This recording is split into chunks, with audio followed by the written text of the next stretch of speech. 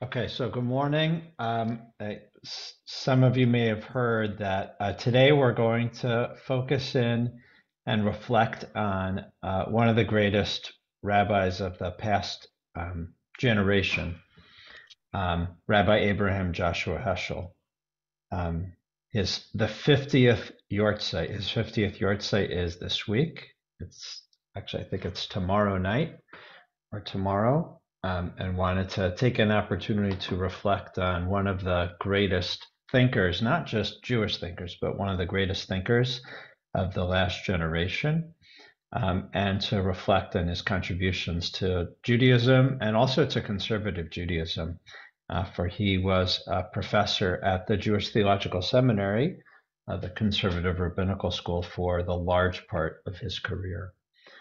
So before we sort of delve into him, and we're going to actually look at some text in particular, just wanted to see what you knew about Rabbi Heschel. And then we're going to spend the rest of the time, we're going to listen a little bit to him. Actually, some recordings. We're going to study some of his work and just sort of go through his life. So what do you know about Rabbi Heschel? I just know his name, and then I'm gonna plead ignorance. Okay. Well, know, hopefully in about 45 minutes she'll do more. Go ahead, Glenda. I know he was saved in the Holocaust. They went and made sure he got out, and then he headed like, I don't know, JTS, or is it some educational organization? Yep, we will talk about that. Yeah, thank you. Anyone know anything else about Rabbi Heschel?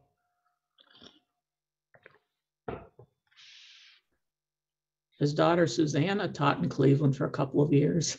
Yes, she taught at the Cleveland College of Jewish Studies, the precursor to Siegel. Yes, and she's a professor.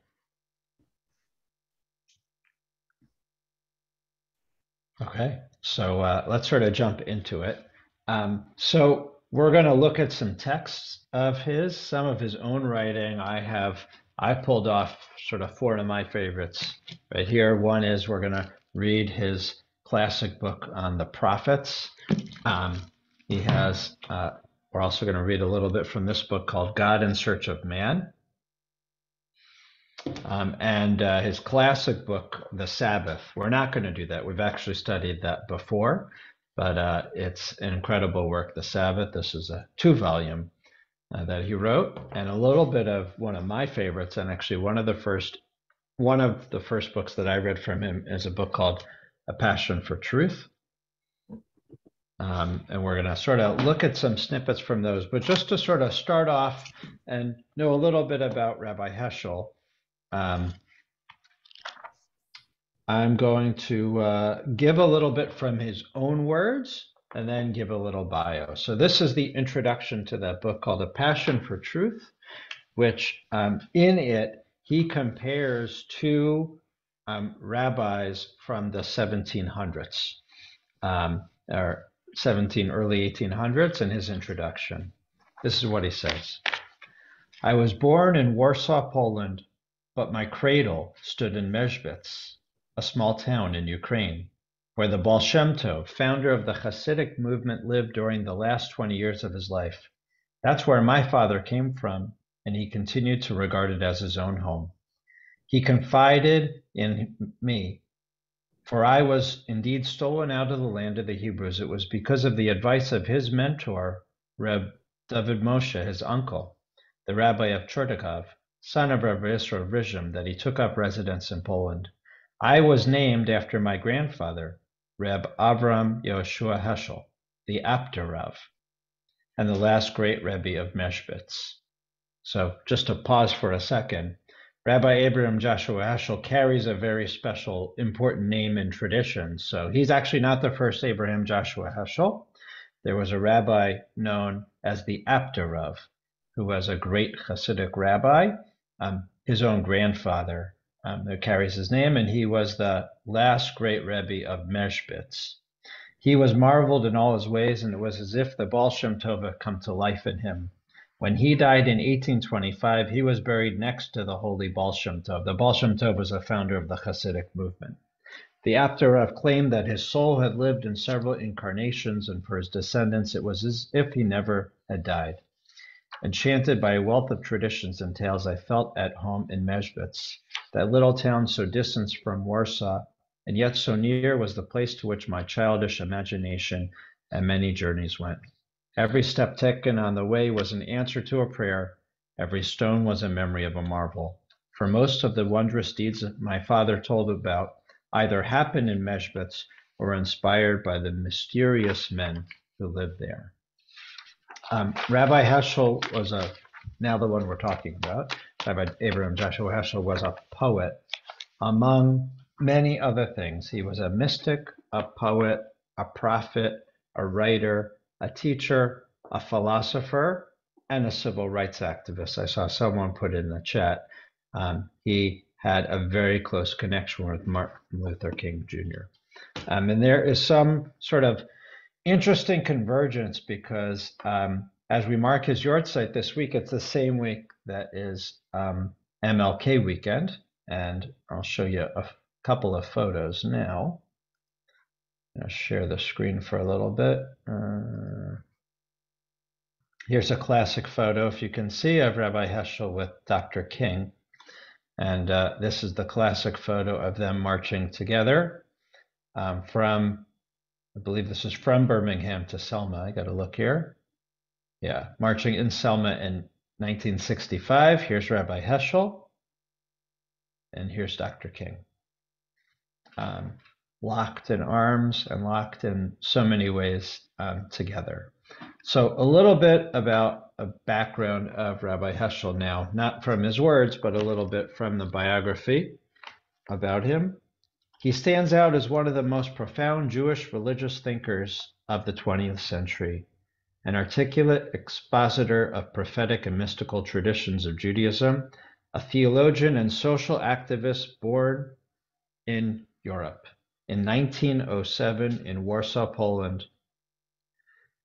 He grew up in a Hasidic family, and after a traditional yeshiva education and becoming a rabbi at the age of 16, he obviously was brilliant. At the age of 16, after getting his rabbinical degree, he went on then to start studying secular subjects. And he went to university in Vilna and then in Berlin, and he got his PhD in 1935. And then he began teaching in 1935. In particular, he was teaching in Frankfurt at the invitation of Martin Buber, the great Jewish philosopher. So in the late 30s, he was teaching in Frankfurt, Germany. And as I believe Glenda mentioned, right, obviously in the late 30s in Germany was not a good time to be a Jew. He actually was deported by the Germans, by the Nazis, back to Poland in 1938. And he was teaching there in Warsaw at a Jewish school until he was able to escape to London in 1939. And then in 1940, he made his way to America by invitation to become a professor at Hebrew Union College in Cincinnati. So in 1940, he went straight from Europe to Cincinnati as a professor at the Reform Rabbinical School, Hebrew Union College, and then a few years later, he found his, what I would say, his true home at JTS, the Jewish Theological Seminary, the conservative rabbinical school, where he was a professor from 1945 until his death in 1972. In his writings, Heschel stressed the need for personal devotion and piety. He was associated with, he wasn't really attached to a specific movement. He was sort of all movements and everything. And as you saw, and as was mentioned, a civil rights activist. He marched along with Martin Luther King. He also was known for his marches against the Vietnam War. He played an active role in the Jewish-Christian dialogue and worked very closely with the Vatican in their initial work of the Nostre Aetate, where the Pope sort of was admitting sort of the role in anti-Semitism and anti-Jewish writings in Catholicism. And he sort of opened the door to that too. So Rabbi Heschel was really incredible, a force for America through civil rights, a force through Christian-Jewish relations, and an incredible teacher and rabbi and writer. So I wanted to delve into his own works in a minute. Any comments or thoughts from this introduction? Yeah, Glenda? I have a question. Why was it unusual? You said that he became a rabbi at 16 and then he went on to secular studies. Was that allowed? I mean, I thought that, I mean, what is it, or what does that say about his family? I mean, it just sounds incredibly liberal for a chassid. Very liberal. My guess it's probably based on where he was living. He was living in Warsaw. Warsaw was a very metropolitan city at the time. It was a major European city, not where his grandfather was the Rebbe of Ashtetl, an incredible rabbi. The Apter Rav was a great Hasidic rabbi of Ashtetl, where there was not any non-Jewish secular influence, but his family had made its way already to a capital city in Europe. So I think my guess is it's based on just where they were living and perhaps a little bit more progressive secular experiences from that. But it's a good question, right? Had he been born 50 years earlier, I doubt he would have gotten any secular studies. Any other comments? Yeah, Helena? Yeah, as far as I know, because my family is from Warsaw and from Lodz, those years, they allowed the children to study secular studies. They were more, not that they were less religious, they were very religious, but they knew that they have to earn a living as well. So they had to study other things. And they often, in Poland, it was more difficult. That's why he went to Germany or to France, like my aunt and my other family members. They had to study because they had a quota in Poland. They wouldn't let them study secular studies. So they had to go to other places to study it. And they were amongst them, they went to medicine, they went to engineering, they went to other things as well. And by then, it was already over 100 years of the sort of birth of modern Orthodoxy or Orthodoxy of Samson Raphael Hirsch. So it was not unheard of. But right, interesting with him, he didn't start with secular studies, right? He had a full traditional background, including rabbinic ordination, right? So this was all after he was fully grounded in traditional Judaism. By the way, he never left that grounding. That's one of the most amazing things about Heschel is he kept that, both the learning and also for him it was the Hasidic background and the mysticism and all those things. So wanted to sort of jump into a little bit of his writing, and then we're going to hear a little bit from him. Ruth, did you want to say something? Nope. Okay, so you unmuted. It said, there's a classic thing said about Maimonides. From Maimonides to Maimonides, there were none like him. And you could say the same thing for Heschel, which is from Abraham to Abraham. Perhaps there were none like him. One of the greatest Jewish thinkers. So what we're going to do is I wanted to look in his classic book called a little bit of his classic book from the prophets and a little bit from God in Search of Man. And then we're actually going to hear a little bit from him himself. So we're going to just start with his opening from the book of prophets. Someone want to be a reader? I'll read. Okay, thanks, Lynn. You have to do your best Heschel impersonation. Okay, let me pull it up. We're gonna go to this. Okay, let me just find where we're gonna go. So just, I'm gonna sort of start this for a second. This is the introduction to his book called The Prophets. Just for you to know, written in English. By the way, originally when he came to America, he wrote in Yiddish. And he knew very little English, but he was brilliant. He picked it up very quickly and became, an incredible writer in English. And his book called The Prophets was published in 1962. So, yeah. Sorry, how old was he when he came to United States or to England? He came into the States in about 1940, and he was born in 1907. Okay, thank you. Is that 33? 33. So just to open, why is he writing this classic book on the biblical prophets?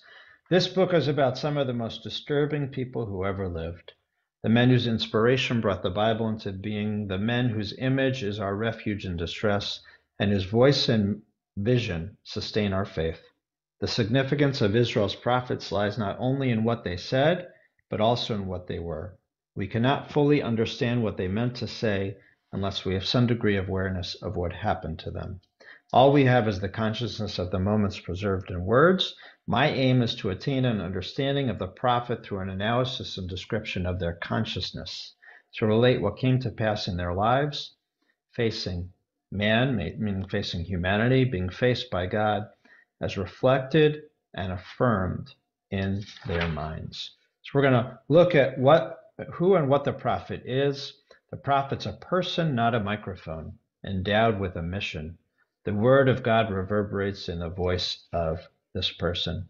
The prophet is not only a prophet, also a poet, a preacher, a patriot, a statesman, a social critic, and a moralist. I wanted to read that line, it's right here, because that's also Heschel.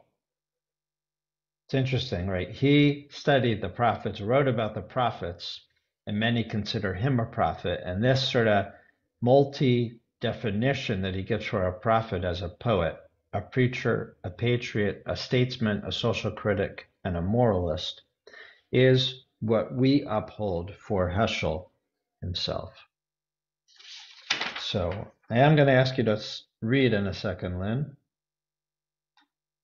Okay.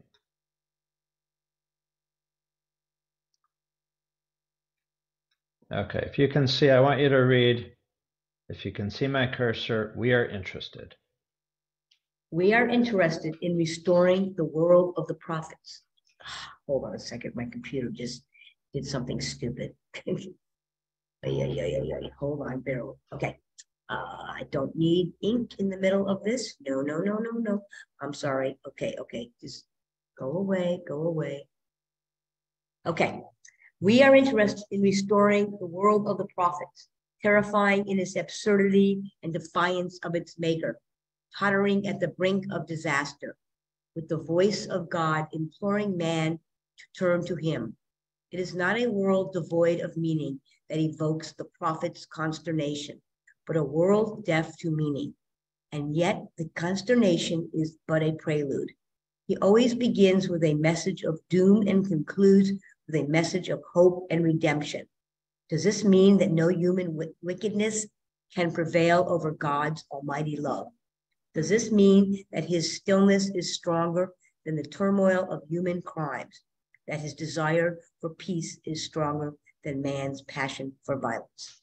I'll stop you there. So when we're going to be reading through sort of some segments and pieces of his classic book on the prophets, what I want you to think about is Heschel wrote this in, 1962. Think about what was happening in America in 1962. Think about his participation in the civil rights movement. And actually, we're going to end later. His first meeting with Martin Luther King Jr. happened January 1962. They presented at a conference together.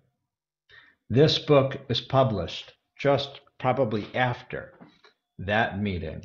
And think about what was happening in America, and think about his message of what a prophet's role is and what we are supposed to learn from prophets, and that many of us consider Abraham Joshua Heschel as a modern prophet. Any reactions to that sort of opening thing that Lynn read for us?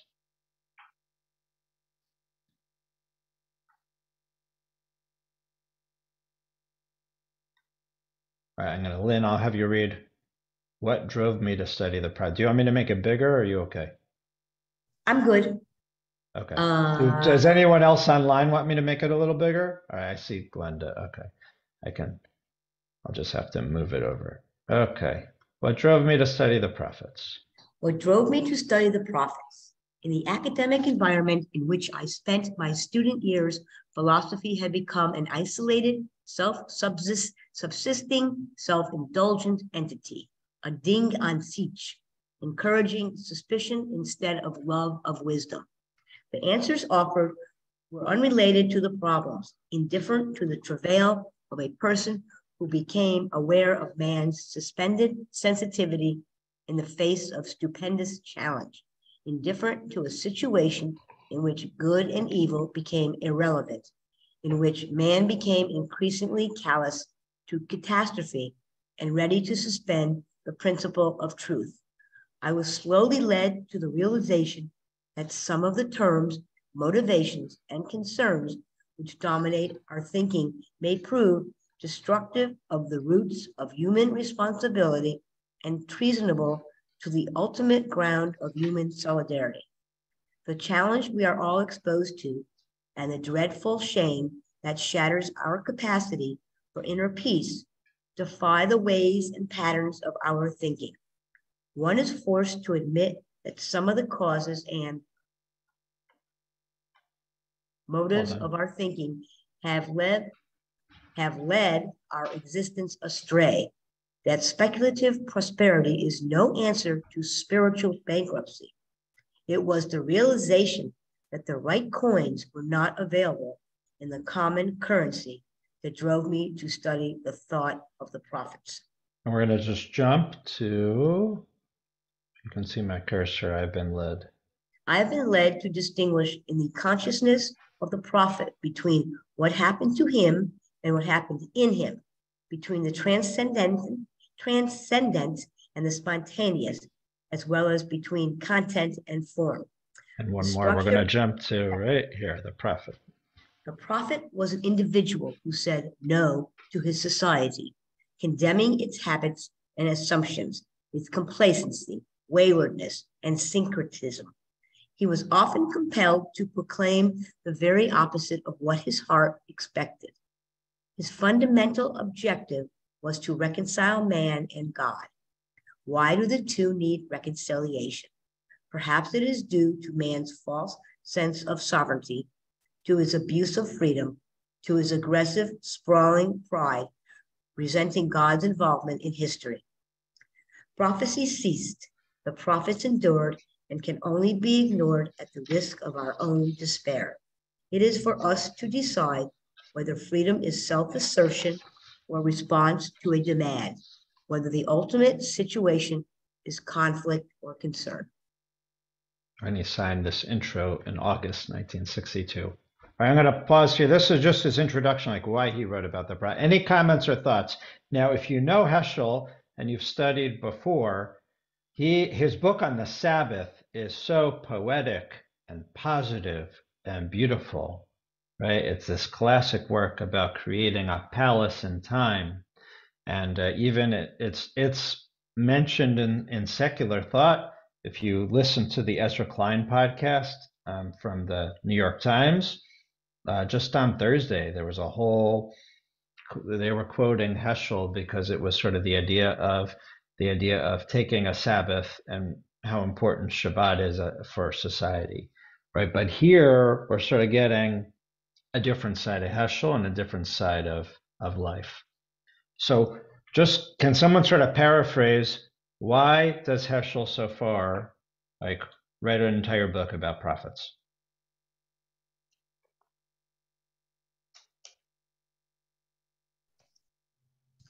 he thinks it's necessary because modern philosophy is going in the wrong direction, giving false answers. Yeah, and self-indulgent. Yeah. Any other comments, thoughts?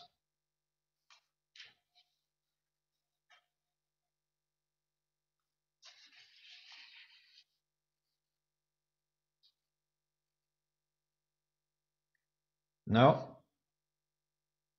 Okay, anyone else want to read, or we'll give it back to Lynn?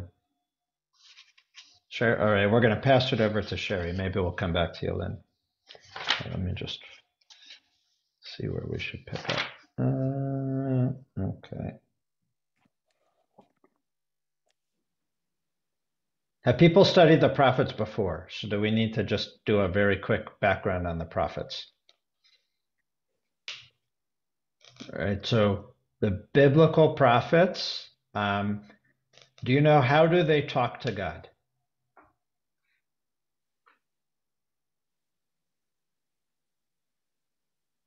I don't know. Anyone know? How does prophecy work? In their Anyone? dreams. Yeah, so right. Other than Abraham and Moses who talked to God, thanks, Arda, right? The prophets had a dream or a vision, and then they go and speak to the people in the word or inspired by that dream or vision where God appeared to them or God gave them a message. That's how biblical prophecy worked. We believe that prophecy ended, that at the end, by the end of the Bible, and in fact, by the end of the biblical prophets, that the idea of divine prophecy does not exist anymore. No one today, or no one since more than 2,000 years ago, has a dream or a vision or a message directly from God. That ended, and that's over. So, right, when we call Heschel a prophet or someone else a prophet, we're saying that he's sort of walking in the footsteps, carrying on the message, right? Carrying on the role of the prophet, that it's not that he is hearing directly from God and carrying out God. There were classic prophets, like who were classic prophets in the Bible?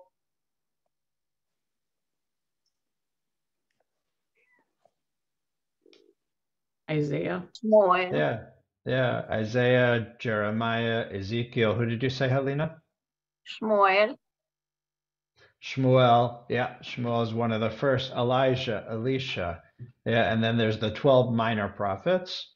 Yeah. They were called Micah. minor prophets. Yeah, Micah. Micah was among the 12 minor prophets because basically they had much smaller books.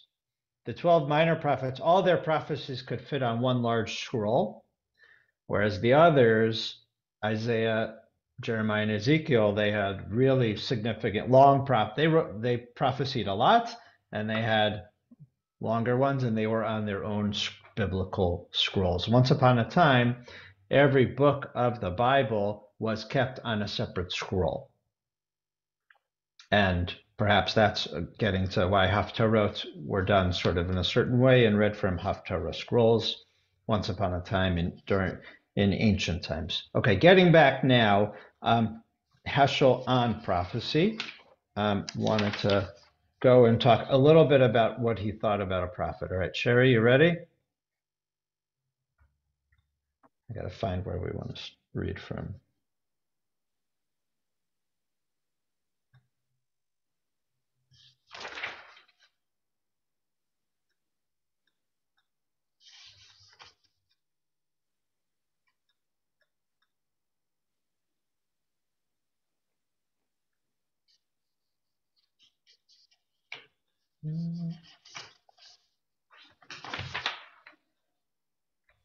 Oh, sorry.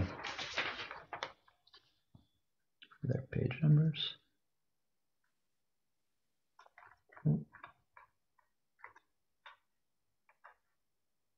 Okay, ready, Sherry? Yep. To us. See. There you are. Do you see on the right, to Oh, us? yeah. Okay. To us, the moral state of society, for all its stains and spots, seems fair and trim. To the prophet, it is dreadful. So many deeds of charity are done, so much decency radiates day and night, yet to the prophet's satiety of the conscience is prudery and flight from responsibility. Our standards are modest, our sense of injustice tolerable, timid, our moral indignation impermanent, yet human violence is interminable, unbearable, permanent. To us, life is often serene. In the prophet's eye, the world reels in confusion. The prophet makes no concession to man's capacity, exhibiting little understanding for human weakness. He seems unable to extenuate the culpability of man. Who could bear living in a state of disgust day and night? The conscience builds its confines, it's subject to fatigue, longs for comfort, lulling, soothing. Yet those who are hurt and he who inhabits eternity neither slumbers nor sleeps. And then sort of the end of this little section, he says this line, which is, if you can read just right there. The prophet is human, yet he employs notes 1 octave too high for our ears. He experiences moments that defy our understanding. He is neither a singing saint nor a moralizing poet, but an assaulter of the mind. Often his words begin to burn where conscience ends. So a prophet is hard to hear, right? Right? A prophet sings an octave too high for our ears, right? It's not a saint singing with a beautiful voice, nor a poet just speaking about morality, but a prophet assaults us, right? Because it sort of calls out, right? And there were a couple lines that Sherry read in the first thing that, right? That even though we see immorality in our world, right? We sort of still feel like the world is fair and trim, right? But the prophet sees it as dreadful. We see all the mitzvahs, all the tzedakah, right? That our community does, right? And we, feel like we're so giving and kind, right? And the prophet sees all the things that are not done, right? All the sense of responsibility that have yet to be taken on. So do you see where sort of Heschel is coming from?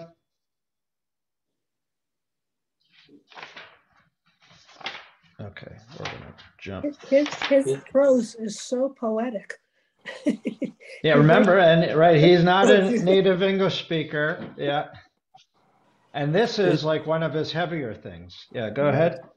Is he saying that the prophets are the unvarnished conscious of humanity? Could be. Yeah. Now, what we didn't get to yet is who is the prophet speaking for, sort of? God, right? Because at least they're inspired by a vision from God, right? So there's something in between, right? So they're human and God, or sort of where humanity and God meet, if that makes sense, right? Right. So, right, a prophet is a person, it's a human being, but they have some intimate connection with God, right? And sort of hear God and speak God. Sorry,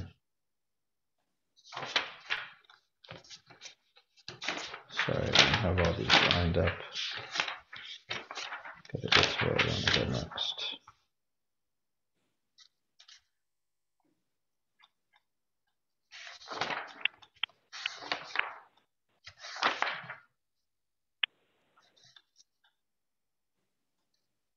Okay, Sherry, you want to pick up? Why? Mm-hmm.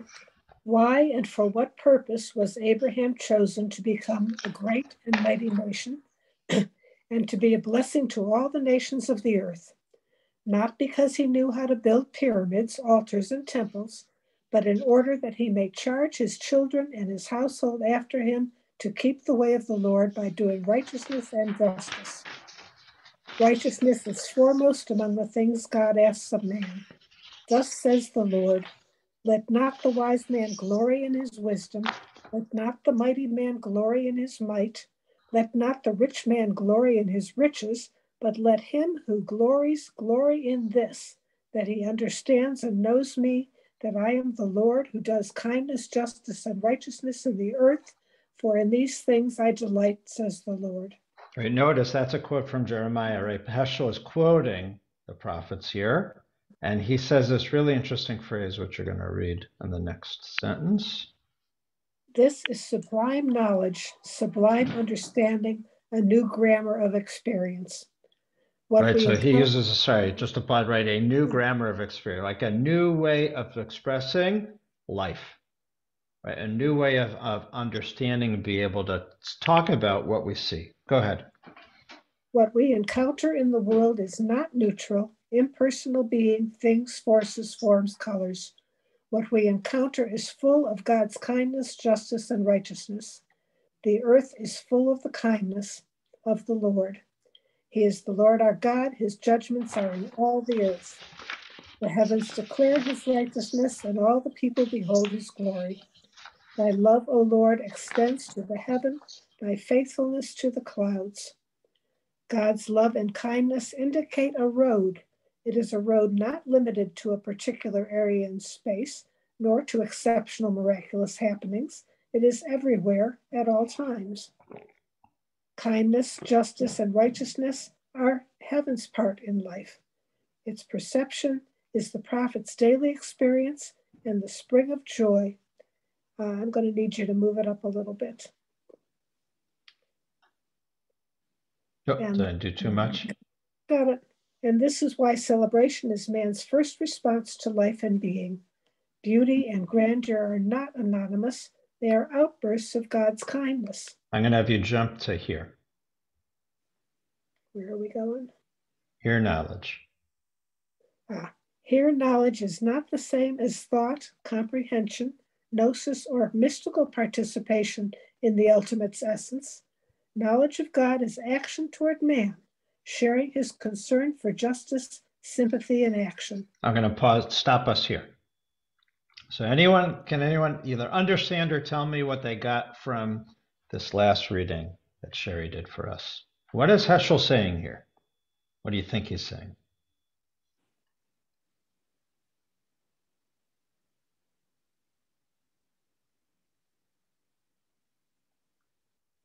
Kindness, justice, and righteousness are heaven's part in life.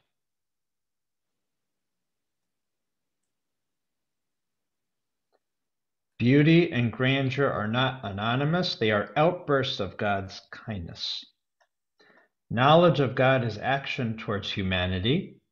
Sharing God's concern for justice is sympathy in action.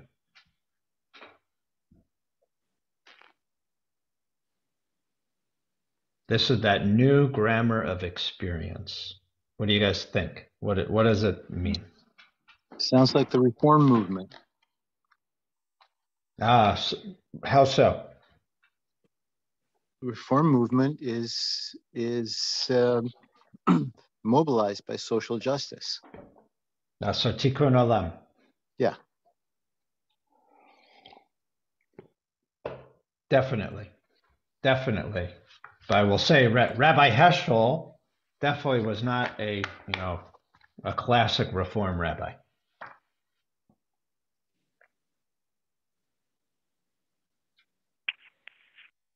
Any other comments, thoughts? I think he's saying that obviously the prophet's job is to turn us away from the bad things that we do and turn us towards God, where all good and beauty and everything else comes from. Mm-hmm.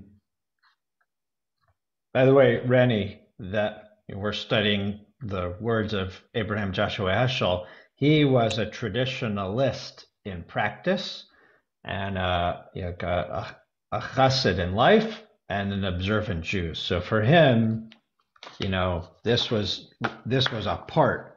This is how he understood the world. This is how he understood what his mission was while living a traditional life. But it's interesting that what mobilizes him as mitzvot is not praying 3 times a day and putting on tefillin and fasting on public fast days. 100%. And I don't know if we're going to get to it now because there's a second book I wanted to look at in God in Search of Man. He specifically talks about what the mitzvot, what the commandments are to do. And it sort of speaks to what you're saying, right? For him, the mitzvot mobilize him how to be a better human being and how to fulfill God's mission in this world. Other comments or thoughts? Or otherwise we're going to continue on a little bit. We're going to jump chapters in the book, but continue on.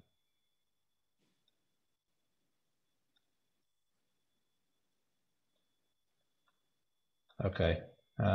Anyone else want to read? Or stay with Sherry? Give it back to Lynn if she wants. I can read. There you go. You got another. Arda's good to read. Arda. All right. Thanks, Arda. If you can see the God of the Philosophers.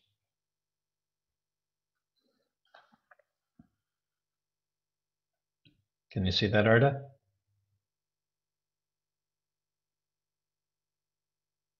Oh, I clicked on mute and it didn't work. Oh, now you're good. The God of the Philosophers is like the Greek Ananke, unknown and indifferent to man. He thinks but does not speak. He is conscious of himself but oblivious of the world.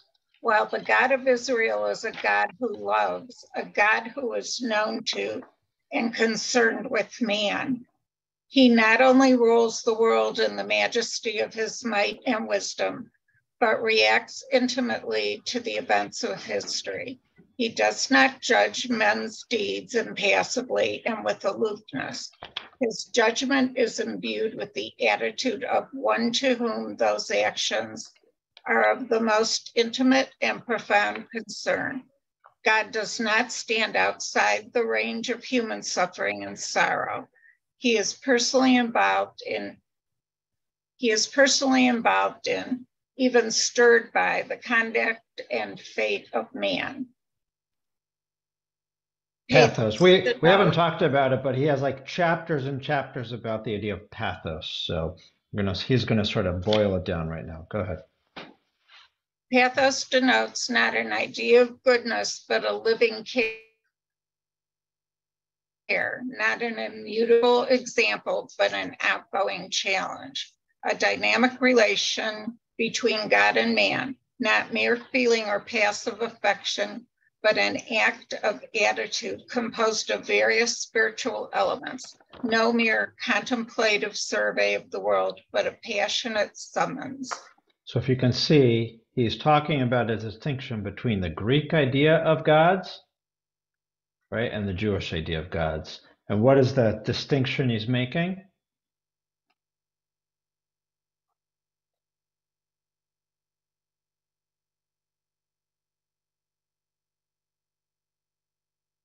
The Greek gods don't care about me. Don't care about They don't people. care, right? We serve God, right? Or for the Greeks, humanity's main purpose is to serve gods, right?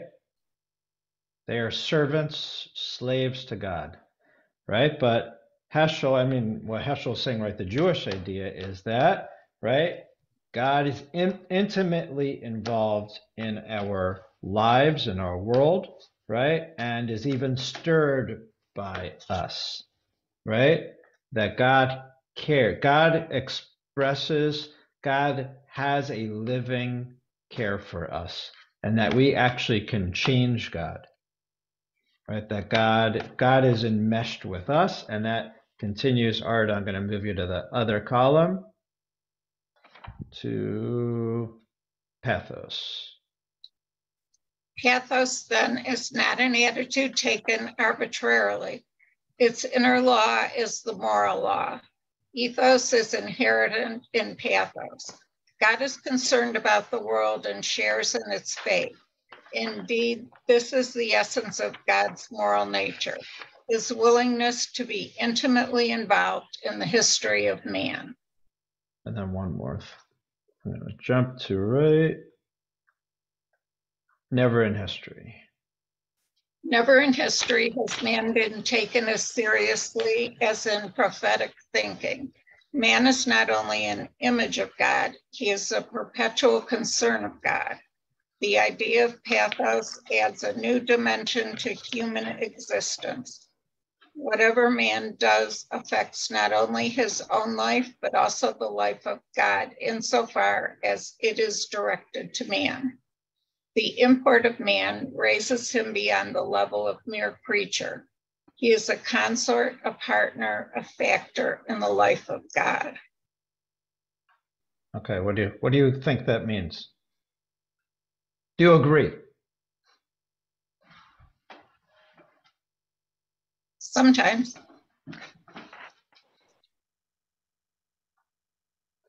That's fair. Everything that we are doing can affect other people. So we are not in a vacuum. Mm-hmm. Heschel says more than that, though. Yeah. Right? Heschel doesn't just say that we Yeah. affect other people in society. Yeah, go ahead, Glenda. Well, I was gonna say, that may be true in the time of prophecy, but how does he say that when, prophecy was ended, like 2,000 years ago, and there is no more prophecy? So how can you say that, all the things he says about it? Because in contemporary times, it's not true. I'm not going to quote him, but he says that the prophets don't exist anymore, but their prophecy remains. Like it's a living prophecy. It's sort of eternal. Yeah. And right, this idea that we're a continuation of those prophets, because just as the issues that the prophets were decrying about, crying out about and screaming about at an octave higher, right, at a ringing level, a piercing level, 3,000 years ago or 2,000 years ago, and for Heschel in the early 60s, right? It's still today. Maybe different issues, some of the same issues, some of the same issues as 3,000 years ago, right? So the message still needs to be heard.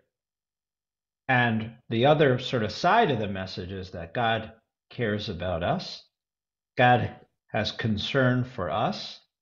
And that we are, this last line that Arda read, right? We are a partner and a factor in the life of God, right? We're not just a mere creature created by God, right? But we are in relation with God, and that's an ongoing relationship. Other comments, thoughts?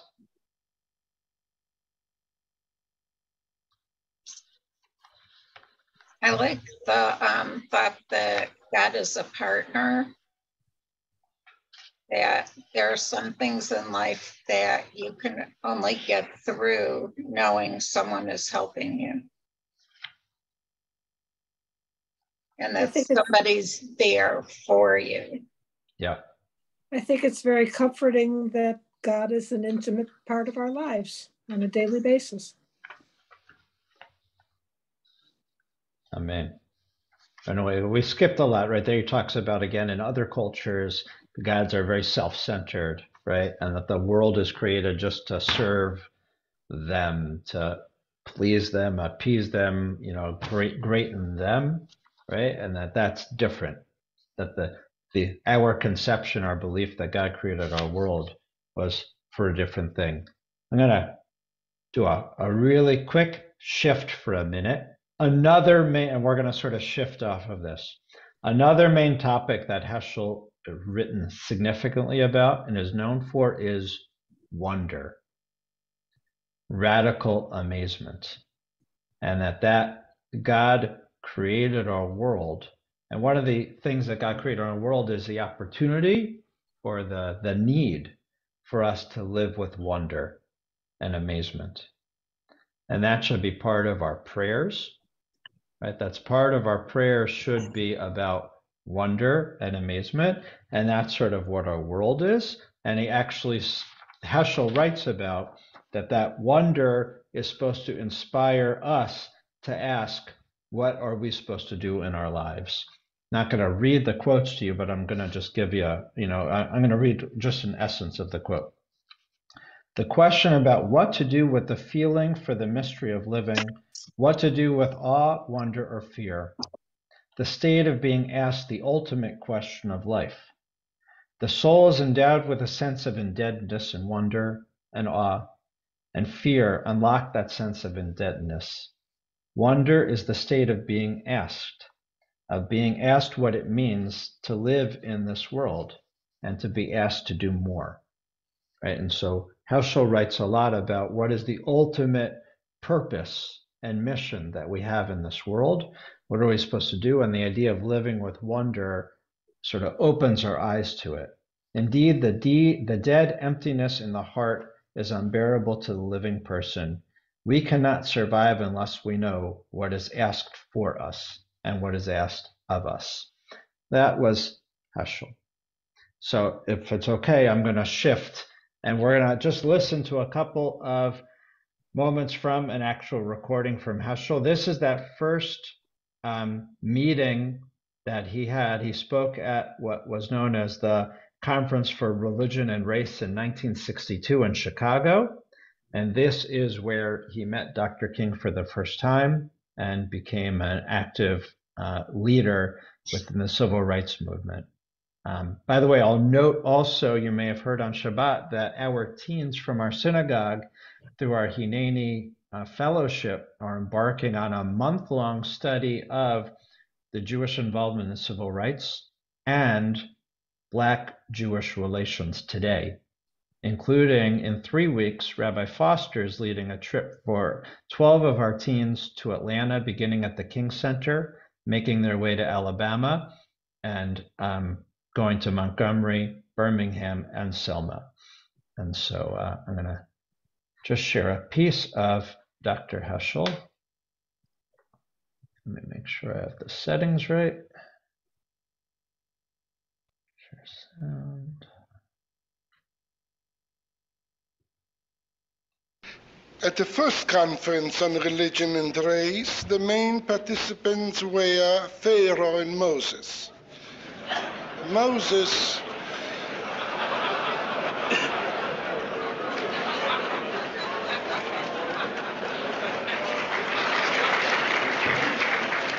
and Moses' words were, "Thus says the Lord, the God of Israel, let my people go." While Pharaoh retorted, "Who is the Lord that I should heed his voice and let Israel go? I do not know the Lord, I will not let Israel go." The outcome of that summit meeting has not come to an end. If Pharaoh is not ready to capitulate, the Exodus began, but is far from having been completed. In fact, it was easier for the children of Israel to cross the Red Sea than for a Negro to cross certain university campuses. Wow. Of course. Sorry, hold on. Oh, I got to stop that. Sorry, 1 second.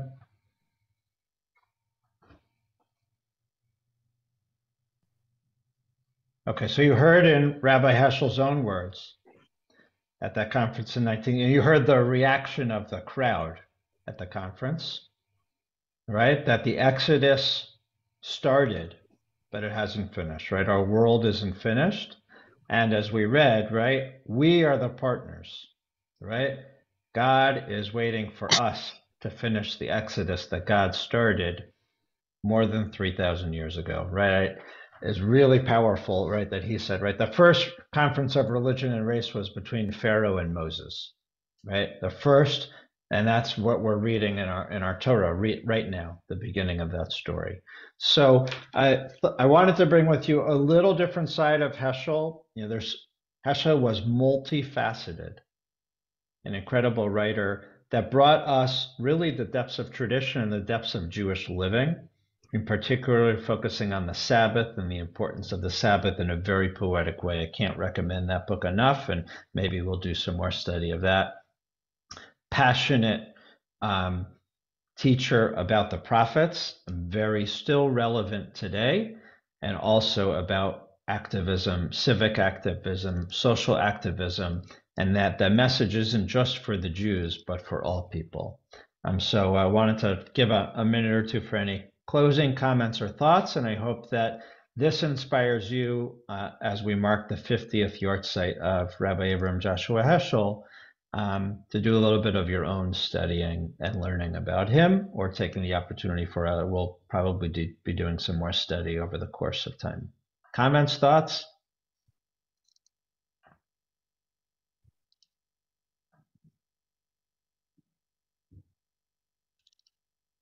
That was very interesting. Thank you.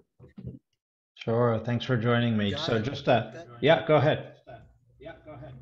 Biblically, God freed us from Egypt to be his servants. Yeah. And what he asked from us was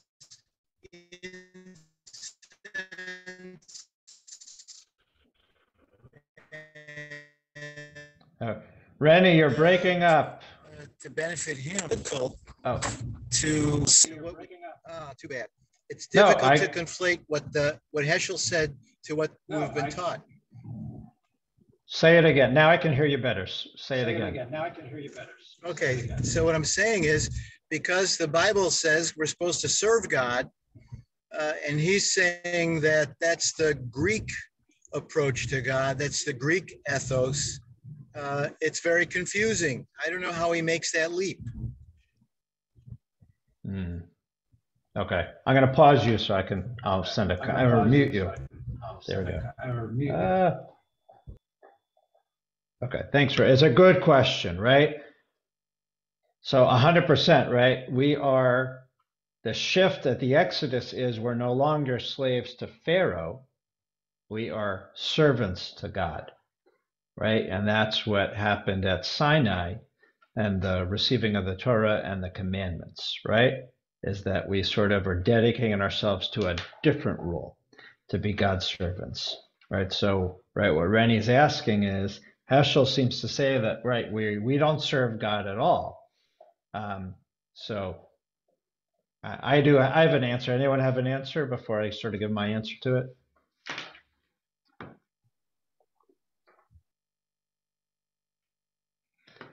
So my answer on one foot is, and I can't ask Heschel about it, is that following the commandments is not being a servant to God and not serving God. It's that we are partnering with God, and that and Heschel writes about this. This is that we enter into a covenant. Right, that we have a shared responsibility, right? In order to have a shared responsibility, when you create a partnership, there are understood assumptions. There are actually things that you give up, and right, for the benefit of that partnership in order to be successful, right? Think about even marriage, right? There are things that are given up when you create a partnership of a marriage, right? For the better good. And it's not that one is a servant to the other partner in a marriage, but there's just, an agreement that it's going to be better for everybody, and that you're not serving the other person. I'm not sure if that correlates 100% to this, but it's a good question, Rennie.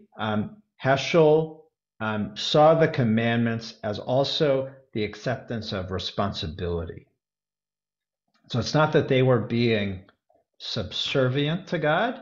It's the acceptance of we have a responsibility in this world, and that by taking on the commandments, we understand that I'm starting to fulfill some of those responsibilities. I'll think more. It's a good question. Any other sort of closing thoughts?